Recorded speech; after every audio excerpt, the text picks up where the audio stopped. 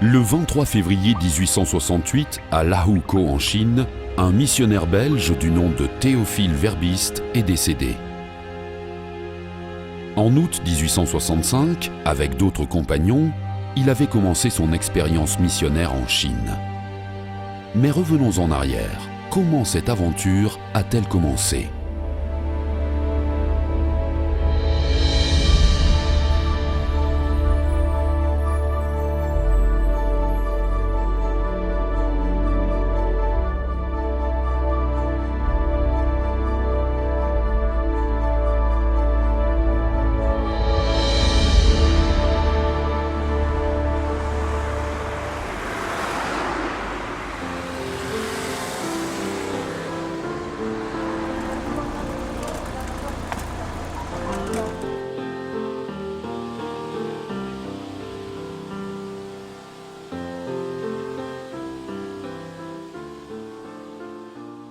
Tout a commencé ici, dans ce faubourg de Bruxelles, lorsque Théophile Verbiste, un jeune prêtre diocésain, eut l'idée de se lancer dans une expérience missionnaire qui serait la mission belge en Chine, de Chine, pour la Chine, comme il l'écrivait. Il avait mûri cette vocation missionnaire pendant un certain temps, spécialement depuis le moment où il était devenu directeur de l'association de la Sainte Enfance en Belgique. Cette association se souciait d'aider les enfants abandonnés dans beaucoup de parties du monde, y compris la Chine. Verbiste découvrit que c'était là le cadre dans lequel il voulait vivre totalement sa vocation missionnaire. Ce rêve, d'autres jeunes prêtres de la capitale belge le connaissaient. Eux aussi étaient attirés par l'idée de se consacrer à la mission en Extrême-Orient. Ils s'appelaient Alois van Seckveld, François Vranckx et Rémy Verlinden. L'occasion sembla se présenter en 1860 à la suite du traité franco-chinois qui ouvrait les frontières de cet immense pays asiatique aux œuvres de la religion chrétienne. Le cardinal Sterckx, archevêque de Malines, désapprouvait tout à fait cette initiative. Verbiste et van Seckveld se tournèrent alors vers Monseigneur Gonel, le nonce apostolique du Saint-Siège en Belgique, et lui demandèrent de plaider leur cause auprès du cardinal Barnabo, préfet de la Congrégation pour la propagation de la foi à Rome. Finalement, les choses se mirent en mouvement. Mais parmi les conditions imposées par les supérieurs ecclésiastiques de Verbiste, il y en avait une nouvelle. Un projet missionnaire en Chine serait possible uniquement si un vrai institut missionnaire était fondé, avec un gouvernement général, ses propres règles et des possibilités de formation pour de futurs missionnaires. De fait, les fondements étaient posés pour une nouvelle fondation religieuse. Verbiste et ses amis étaient d'abord vraiment effrayés, mais ils furent rapidement apaisés quand ils découvrirent que d'autres prêtres montraient de l'intérêt dans le projet en cours. Cela les convainquit de presser les choses.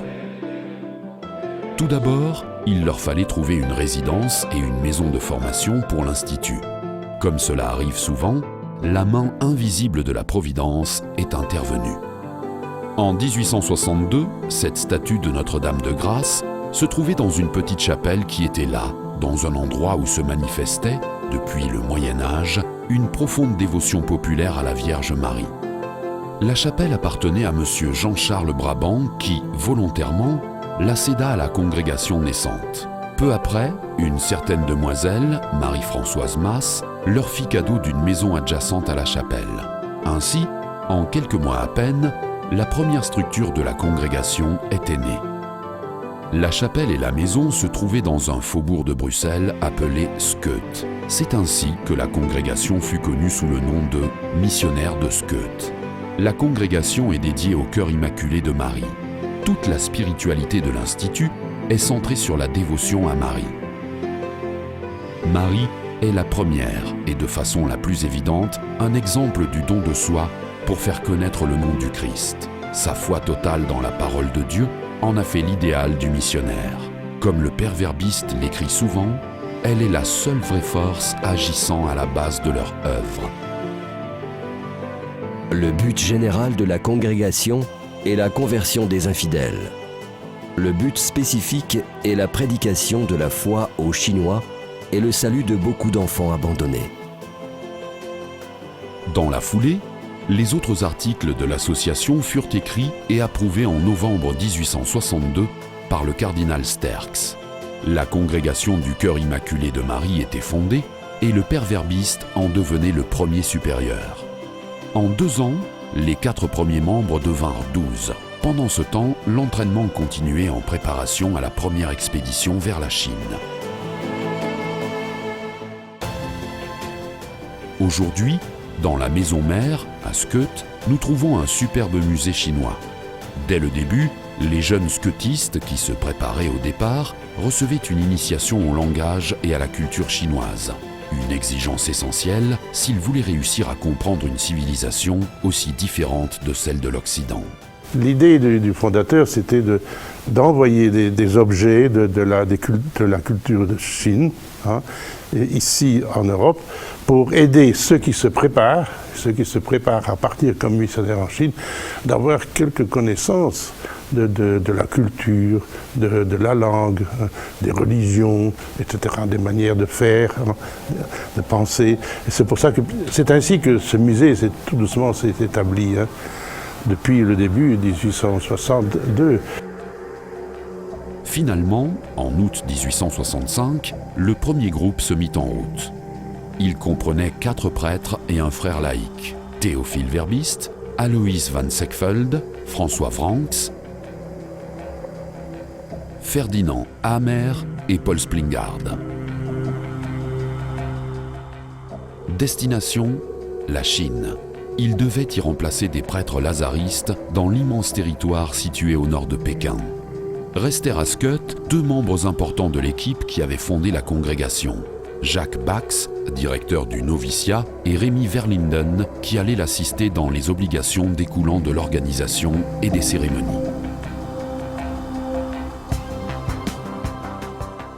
Après 2 mois de traversée en mer, le groupe de verbistes entra à Pékin le 25 novembre 1865. 4 jours plus tard, les missionnaires laissèrent la capitale pour aller vers le nord, au-delà de la Grande Muraille. Et après avoir franchi des montagnes, ils découvrirent le village de Chivanse. Ils étaient arrivés. La première mission scutiste pouvait planter ses racines.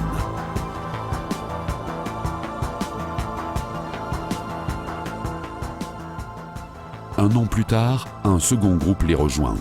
Le travail d'évangélisation pouvait monter en fleurs avec l'aide des collaborateurs chinois.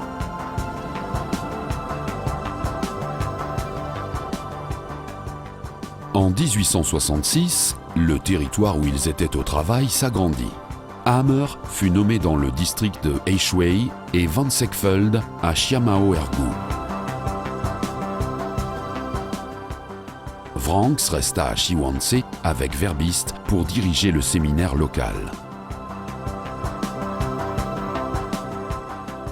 Au début, les missionnaires s'adressèrent surtout aux chrétiens de l'endroit.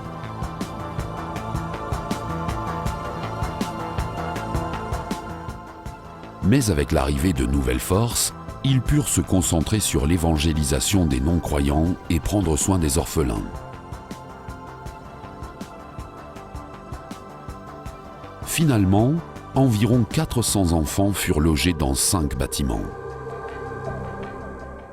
Ce furent des années très difficiles, marquées par le doute, le manque de tout, surtout de ressources, le climat hostile, les difficultés du langage, les maladies aussi qui emportèrent de nombreuses vies, entre autres celle de Van Seckfeld.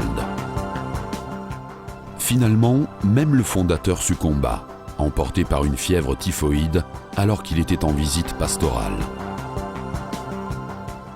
Son corps fut enterré à l'intérieur de la petite église de Laogu.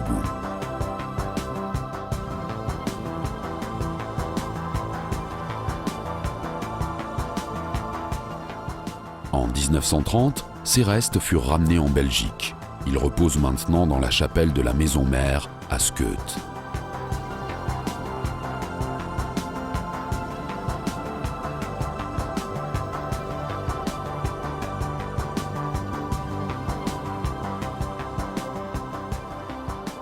Verbiste était un homme de foi profonde, généreux et très ouvert.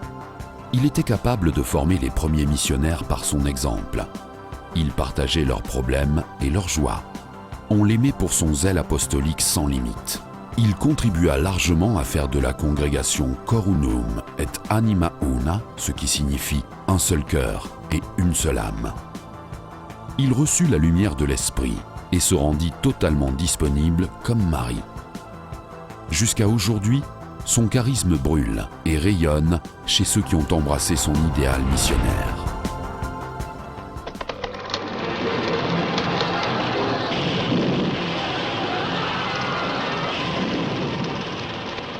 Bientôt, d'autres problèmes, bien plus sérieux, associés à la situation politique de la Chine, s'ajoutèrent sur place aux premières difficultés des missionnaires.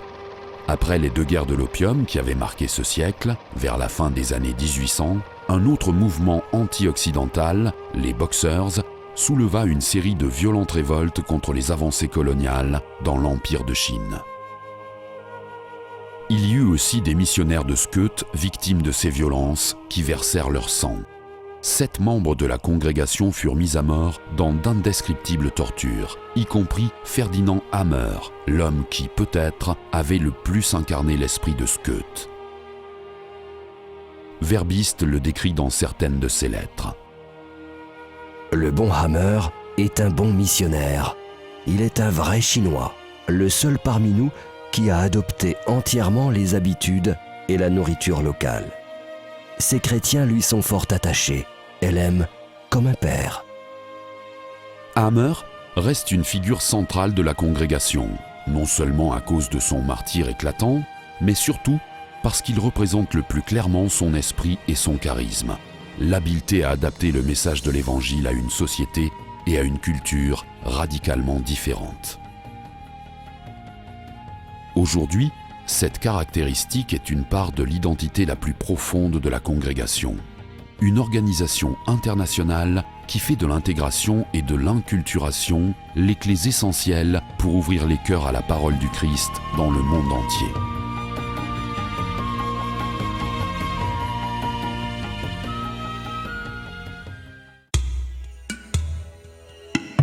Après la mort de Verbiste, la congrégation vécut un moment anxieux et désorienté. La structure de l'organisation était toujours fragile et incertaine. Trop peu de candidats manifestaient la vocation de porter le fardeau de l'engagement missionnaire. Heureusement, 2 successeurs de Verbiste, François Vranckx et Jérôme von Herzeler, furent à même de diriger la congrégation d'une main ferme, de sorte qu'elle se renforce et se développe. Verbiste, le fondateur, avait un conseil responsable de la direction de la congrégation. Et le premier assistant était là aussi au séminaire à Sivens. Et lui a convoqué les autres assistants et ils ont pris quelques décisions importantes parce qu'il fallait une solution si on voulait que la congrégation continuait à vivre. Et finalement, ils ont décidé que Vranckx lui-même, le premier assistant de Verbiste, rentre en Europe. Alors, arrivé à Bruxelles, il s'est dit, mais comment continuer maintenant, hein? Alors, il a averti ici le cardinal à Bruxelles, à Malines, Sterckx. Il a averti Rome aussi. Tout le monde devait savoir, hein, qu'est-ce qui s'est passé. Notre fondateur, il est mort, hein? Mais alors, Vranckx était un homme, disons, élu par le Seigneur pour continuer. Hein. Il avait un don organisateur formidable. Alors, il a commencé en 1870 aussi la construction d'un séminaire. Et au-dessus de l'entrée, il y avait une grosse pierre avec l'inscription en latin Seminarium Procinis. Parce qu'il disait, il leur faut une formation vraiment scoutiste. Il faut que je les ai ici chez moi. Alors, en 1877, il a organisé un cours de théologie à Bruxelles même. En 1870, Vranckx posa la première pierre du séminaire pour la Chine à côté de la chapelle de Skeut et y organisa plus tard les cours de théologie. En 1887, une assemblée spécialement importante eut lieu à Herschichenau. Elle élut Van Hertzler comme supérieur général. Mais surtout, par leurs discussions, les participants mirent au point les nouvelles constitutions qui, finalement, procurèrent une certaine stabilité à la congrégation. En 1887, personne dans la congrégation n'avait encore des vœux perpétuels. Ça veut dire qu'il y avait là quelque chose qui manquait à la solidité de la congrégation. Aussi longtemps qu'il n'y avait pas de vœux officiels, des vœux perpétuels, ça n'a pas de stabilité de toute cette construction de la congrégation. Alors finalement, cette année même, 1887, Van Haslar et Geluy, le premier assistant ici à Bruxelles, ont émis leurs vœux perpétuels. Jusqu'à ce moment-là, de fait, il n'avait pas été jugé obligatoire d'émettre des vœux perpétuels. Manifestement, cela faisait courir à la congrégation le risque de départs imprévus et la menaçait dans sa continuité et même dans sa survie. Van Hertzler a voulu montrer le bon exemple et fut le premier à émettre des vœux perpétuels. Van Haslar est pour ainsi dire le deuxième fondateur de la congrégation. Verbiest le premier, Haslar c'est le deuxième fondateur. Question d'organisation sage et habile. Mais la plus grande entreprise de Van Hertzler fut certainement l'expansion de la présence missionnaire de Skeut au-delà de la Chine. C'était en 1888 et un nouveau continent, l'Afrique, s'ouvrait à l'évangélisation. Mais plus ou moins au même moment, le roi Léopold II avait conçu ce plan de l'appropriation de ce qui va devenir plus tard l'État indépendant du Congo. Et il a compris que pour mieux assurer les succès de son entreprise africaine, il fallait qu'il dispose de la coopération d'un institut religieux qui soit belge. Parce qu'en ce moment-là, il y avait nombre d'associations, disons, de dénominations protestantes dans ce qui n'était pas encore l'État indépendant du Congo qui avait précédé. Mais en ce moment-là, je crois que c'est encore Van Haslar qui était supérieur général. Il lui aurait rendu visite 6 fois pour demander la participation de CCM dans l'État indépendant du Congo. Mais comme il n'y avait pas de personnel et le peu de personnel qu'on avait été impliqué en Chine, eh bien, il n'avait pas eu de succès. Mais je crois que plus tard, un de ses conseillers, je pense Emile Banning, il avait dit qu'il ne fallait pas s'acharner sur le supérieur général, mais qu'il fallait s'adresser plutôt à la congrégation de la propagande fidèle. C'est comme ça qu'une lettre est venue de propagande fidèle adressée au supérieur général, à l'autre par obéissance. Donc, comme ça, déjà en 1888, commençait la première caravane pour le Congo.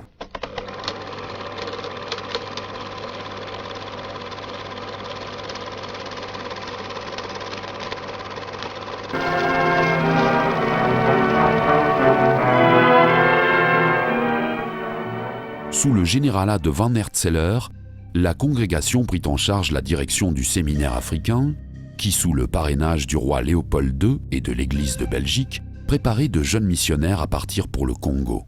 Le premier groupe partit pour l'État africain du Congo nouvellement créé en août 1888. Il était composé de Albert Geluy, Ferdinand Huberland, Albert de Becker et Emery Cambier, le plus jeune de tous.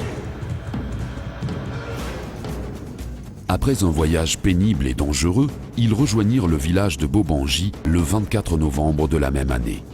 D'autres groupes arrivèrent les années suivantes, étendant l'effort missionnaire jusqu'à Nouvelle-Anvers et au Kasaï, le cœur du Congo.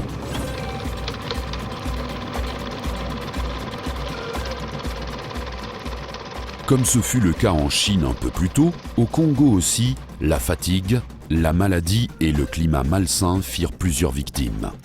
Dans les 10 premières années, sur les 50 missionnaires envoyés au Congo, plus de 10 y laissèrent leur vie.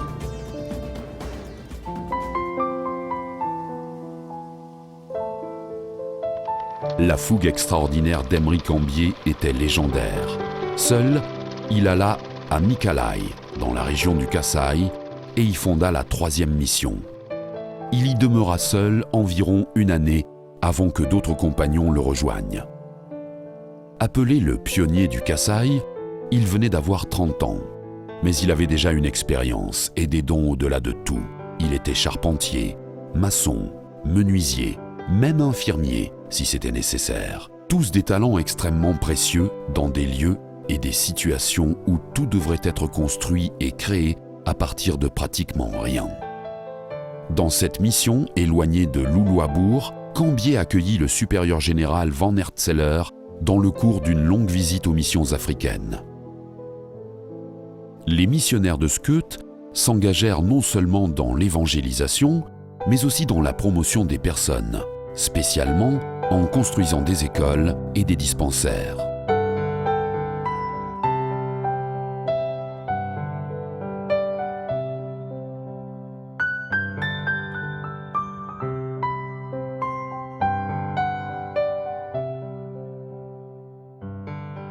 Dans les années suivantes, et jusqu'à la Deuxième Guerre mondiale, CICM planta de profondes racines. L'évangélisation produisit de bons résultats avec des enseignants et des catéchistes congolais qui collaboraient à l'œuvre.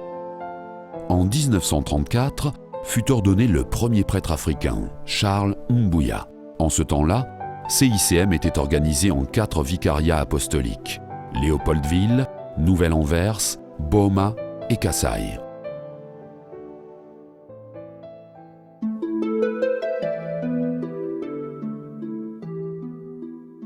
En Chine aussi, les missions prospéraient. Dans les années 1920-1930, il y avait plus d'une centaine de missionnaires européens et chinois et des douzaines de prêtres diocésains chinois collaboraient à l'effort commun.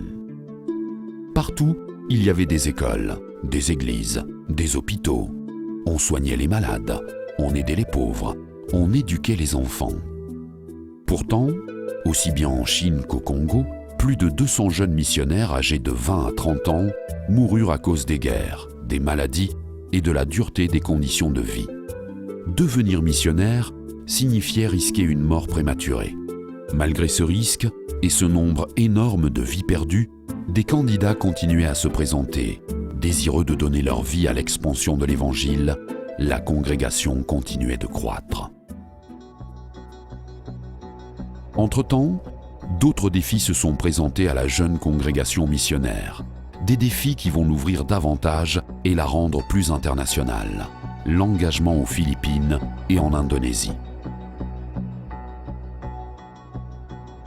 En 1898, l'Espagne cédait les Philippines aux États-Unis pour 20 millions de dollars. Pendant les années suivantes, la présence catholique missionnaire a été bien affaiblie par l'expulsion de tous les missionnaires espagnols. Ils furent remplacés par des missionnaires protestants d'Amérique du Nord. Le délégué apostolique des Philippines demanda à différentes congrégations d'envoyer des missionnaires, car beaucoup de paroisses étaient restées sans personnel. Après quelques hésitations, le nouveau supérieur général, Adolf Van Eck, accueillit la demande. En novembre 1907, 10 missionnaires, conduits par Petrus Dierix, arrivèrent à Manille. Certains furent envoyés dans la région montagneuse de Bontoc, d'autres dans la ville de Baguio, dans la région au nord de Manille, d'autres enfin à Nueva Vizcaya. Un hôpital et une université furent construits à Baguio, une église et une école à Bontoc. En peu de temps, après des efforts inlassables, on en arriva à plus d'une douzaine de missions un peu partout dans le pays.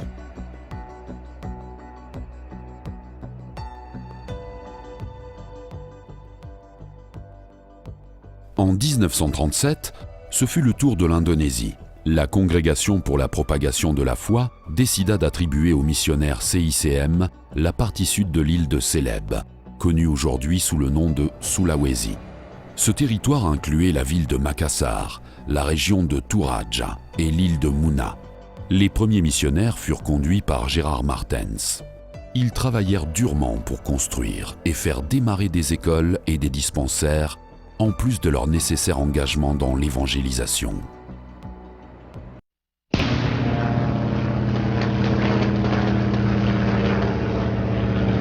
Une tempête frappa la jeune mission quand, en 1942, l'archipel fut occupé par les troupes japonaises. l'armée impériale conquit rapidement Sulawesi. Tous les missionnaires CICM furent internés dans des camps de travail, dans des conditions inhumaines. Seuls 2 prêtres indonésiens furent laissés pour continuer le travail de la mission. Grande surprise, ils furent aidés par des prêtres japonais attachés aux troupes d'invasion.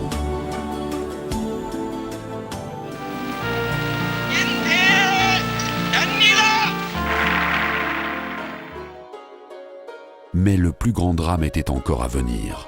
L'arrivée du communisme en Chine devait être fatale pour la présence CICM dans cette grande nation asiatique. C'était des manifestations d'une hostilité des Chinois vis-à-vis de l'étranger. Les catholiques, les missionnaires étaient un peu donc, la tête de pont, donc la présence symbolique la plus puissante de cette présence étrangère dont ils ne voulaient pas.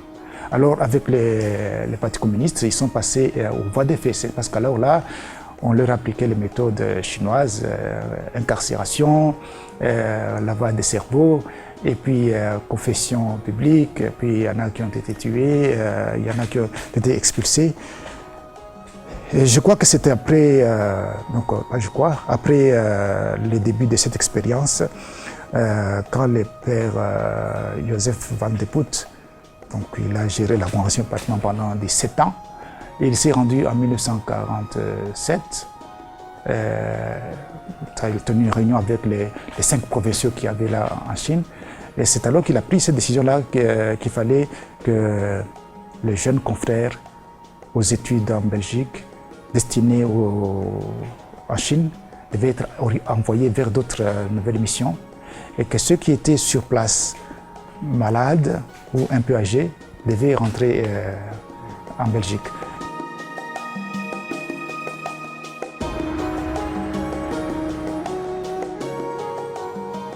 Comme cela arrive souvent, un événement douloureux crée de bonnes occasions, comme le dit un proverbe populaire. Une porte se ferme, une autre s'ouvre. L'expansion de la congrégation se renforça à partir de la fin de l'expérience chinoise. Paradoxalement, le charisme original de Skeut fut renforcé. Les missionnaires qui travaillaient en Chine se répandirent partout, prêts à rencontrer de nouvelles sociétés, prêts à réaffirmer la nature universelle du christianisme au-delà de toute barrière culturelle et anthropologique. Les missionnaires de Skeut étendirent immédiatement leur aire d'activité à Taïwan, Hong Kong et au Japon.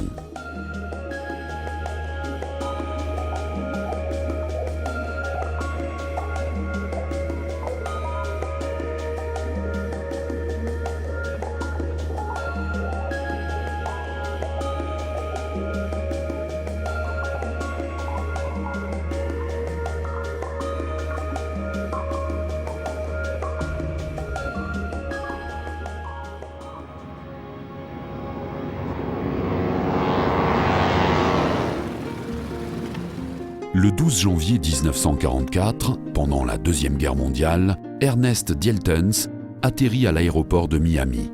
Après un voyage aventureux depuis Tientsin, en Chine, il arriva aux États-Unis pour demander de l'aide pour les missionnaires CICM internés par les Japonais. Mais ce fut là le point de départ d'une histoire qui, dans quelques années, serait la naissance de la première mission dans les Amériques. On acheta une propriété à Arlington, en Virginie, et son nom fut changé. De Liorust, cela devint Missionhurst. Ce fut le nouveau nom des scoutistes aux États-Unis, les missionnaires de Missionhurst. Les missionnaires allèrent d'abord en Pennsylvanie et en Ohio, puis dans le sud au Texas, en Louisiane et en Oklahoma. C'était le début de leur œuvre avec les Mexicains au Texas et avec les Indiens américains en Oklahoma. On porta l'attention surtout à l'organisation des communautés et aux personnes marginalisées pour les aider à acquérir leurs droits civils et sociaux. C'est à ce moment que la congrégation devint vraiment et visiblement internationale. Ce ne furent pas seulement des Européens chassés de Chine qui vinrent sur le nouveau continent, mais aussi de nouveaux membres congolais de la congrégation. Plus tard, des Philippins et des Indonésiens s'y joindraient aussi.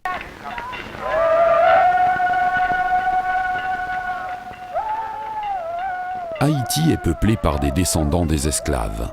En 1804, ils proclamèrent leur indépendance de la France et créèrent la première république noire de l'histoire.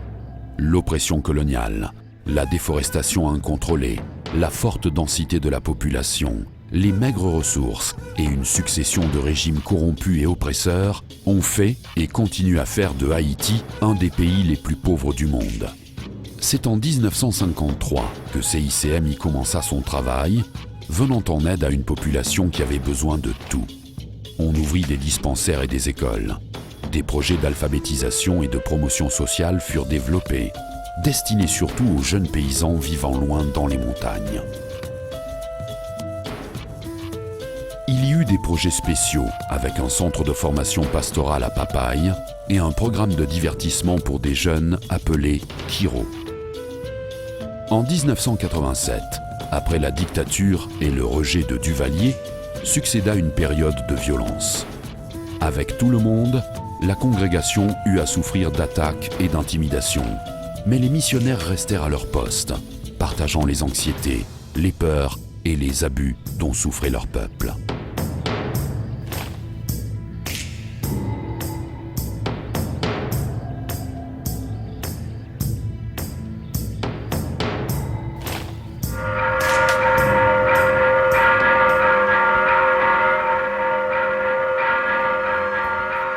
Entre 1950 et 1970, d'autres missions furent lancées dans d'autres pays d'Amérique latine, au Guatemala, en République dominicaine, au Brésil et à Mexico. Partout, les missionnaires font un travail extraordinaire pour les pauvres, les droits de la personne et la justice sociale, suivant les consignes et le vent de renouveau apporté par le Deuxième Concile du Vatican.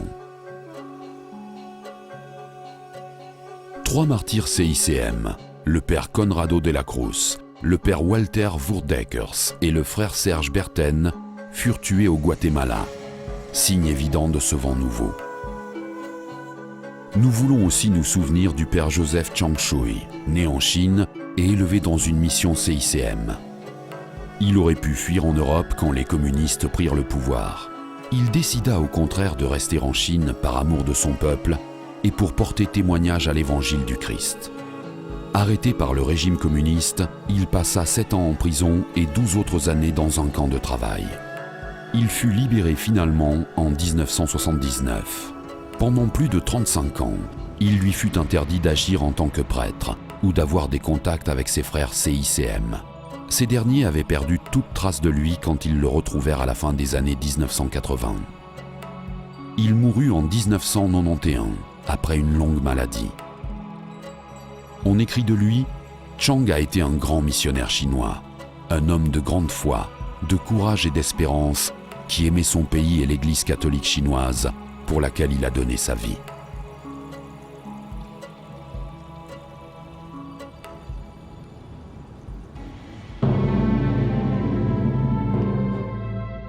Le 25 janvier 1959, quand le pape Jean XXIII annonça la convocation d'un concile œcuménique, la profondeur des changements qui allaient affecter l'Église et toute la chrétienté n'apparaissait pas clairement.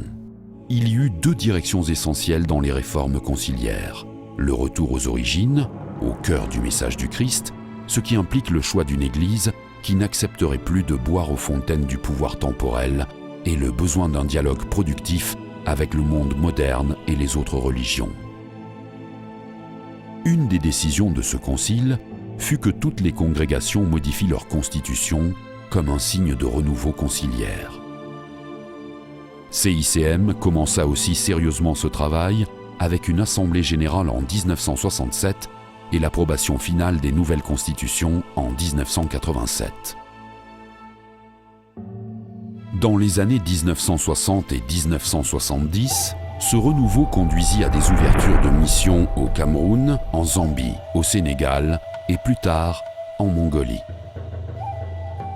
Au Congo, aux Philippines et en Indonésie, où CICM avait planté de solides racines, les efforts d'évangélisation et de promotion sociale se répandirent.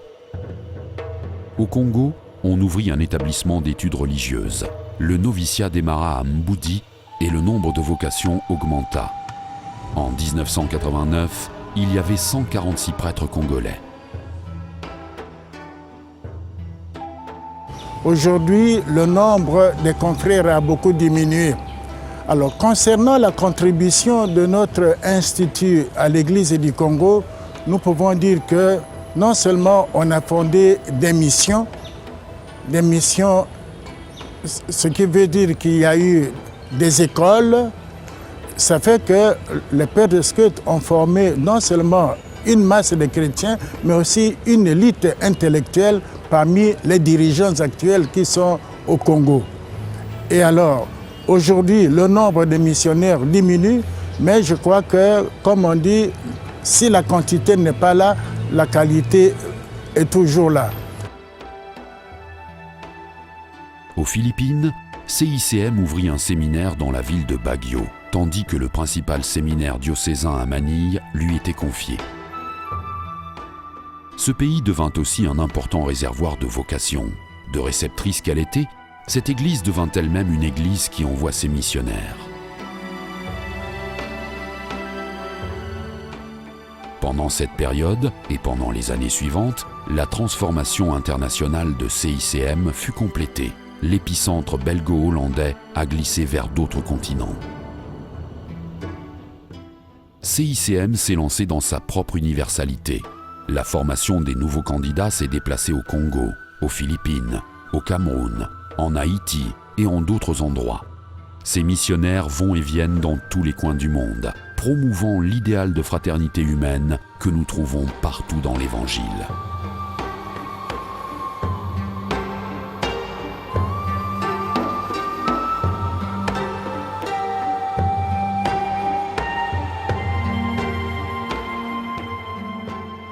À l'entrée, il y a toute une galerie, ce qu'on appelle la galerie des photos. Il y a à peu près 3500 photos, c'est-à-dire de tous ceux qui ont fait partie, jusqu'à nos jours, de la congrégation du Cœur Immaculé de Marie. Donc le fondateur, en 1862, à partir de ce moment-là, jusqu'à nos jours.